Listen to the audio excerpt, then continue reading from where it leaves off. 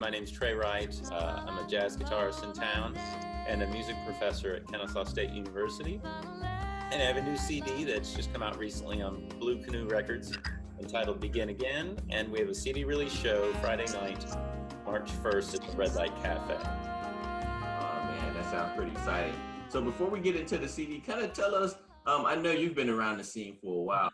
How many projects have you done up to? That's a very good question. I'd have to think about it. So really my exposure to the Atlanta jazz scene came through the band Squat, which I was a part of for, close to 20 years. This current CD is my fourth CD as a leader outside of that project. And some of those other projects, how do they compare to the one you're doing now? I know even though you're the leader on this, but sure. Why kind of describe how your sound has evolved over that time? Yeah, I think over the years, hopefully it's gotten a little more mature. It's funny, I go back and listen to some of those early recordings and they kind of scare me a little bit, you know. I think musically this record's a little bit different in that the instrumentation is really determined by the song, so it's not like a set lineup from start to finish. Instead, I sort of let the compositions guide the instrumentation for each piece. Wow. So for the music-wise, kind of tell me about the style that you're performing in, because I know with Squat you had more of a sure funky style. So kind of tell me kind of what kind of style you're playing in these days. Sure. Well, with Squat, you're definitely right. It's definitely more in the sort of Latin funk fusion kind of place. I think the music with this group is much more oriented towards modern jazz. Some of the songs can be fairly introspective. So it's less of a let's go out and party kind of vibe that Squat had. But there's a lot of influence of rock music, groups like Radiohead, so on and so forth. So it kind of fits into that sort of Brad Meldau, more modern style of jazz music. Mm-hmm. Now you said this group, so tell us some of the people involved in this project. Well, actually, this group really came to be because, or this project came to be because drummer Marlon Patton sort of pulled me aside and said, hey, you know, it'd be really cool if we documented some of the songs that you've written over the past couple of years. And it had been 4 or 5 years, so I was probably due to record another record. So it features him. He co-produced the CD with me. Longtime bassist Mark Miller, who teaches with me at Kennesaw State. Saxophonist Sam Skelton and Mace Hibbard. And vocalist Laura Coyle. In addition, I was able to reunite some of the Squat members for a piece dedicated to our late bass player, Carl Lindbergh. Oh, wow. So, well, when you coming out with a new CD, how do you know when it's time for a new project? I know life can kind of do its thing, but is there kind of process you have to kind of determine, like, now I should come out with a new project, and kind of what guides your thinking in the vision you want for that project? Well, you know, it's interesting. I think every couple of years I kind of get the itch to document what I've been working on. I love the recording process. I think it's such a beautiful way to bring songs to life. And I think I had just gotten to the point where I had this sort of built up repertoire of songs. And I just was ready to kind of get them out the door. And, you know, the other thing that's interesting too is over the past couple of years, I've been really focusing on a duo project with Laura Coyle. And I felt like I had some unfinished business in this larger group arena that I wanted to kind of document and kind of get out there before I fully committed to the duo project. Oh, man. So, just kind of catch us up on what this current project is all about, and kind of what your overall mood for this project was. Yeah, you know, I think a lot of stuff had happened to me over the past couple of years.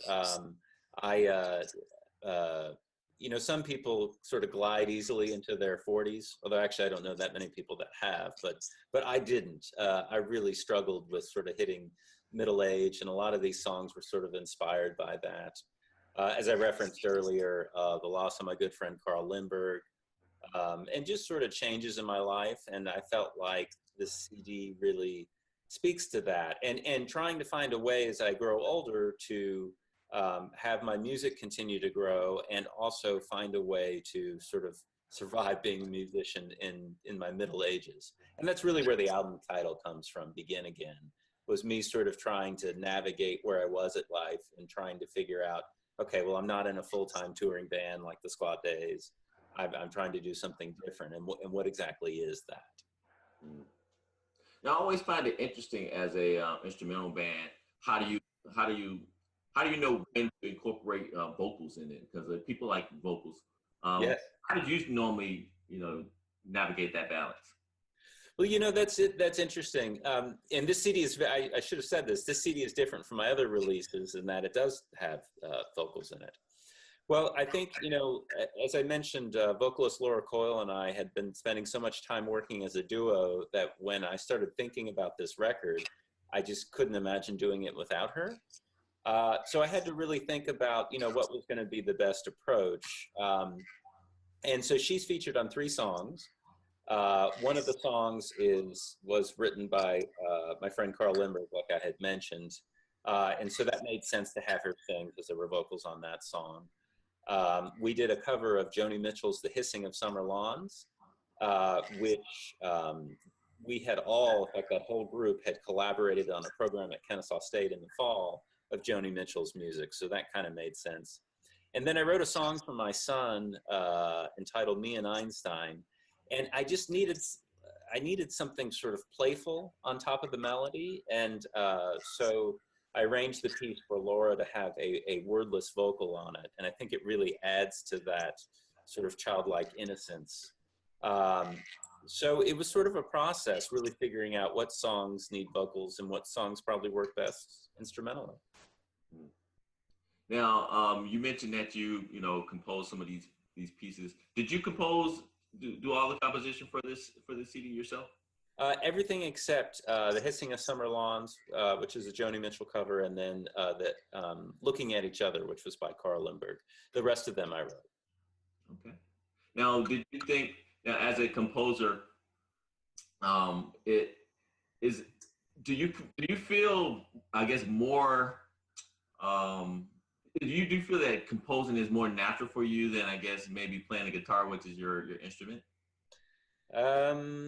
Yes, I wish I spent more time composing music. I feel like between sort of chasing gigs around and my teaching job at Kennesaw State, I don't get quite as much time to compose as I would like. But absolutely, I feel like writing comes very naturally. I mean, it's something I have to work at, but it's very easy for me to come up with an initial nugget of a song, and then the hard part begins, which is the editing, and that's the part we all struggle with.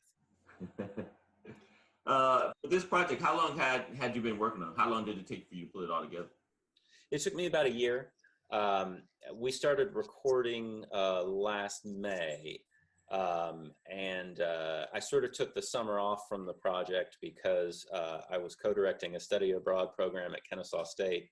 So I knew I was going to kind of take my time in actually releasing it. So almost a full year from writing it to its release.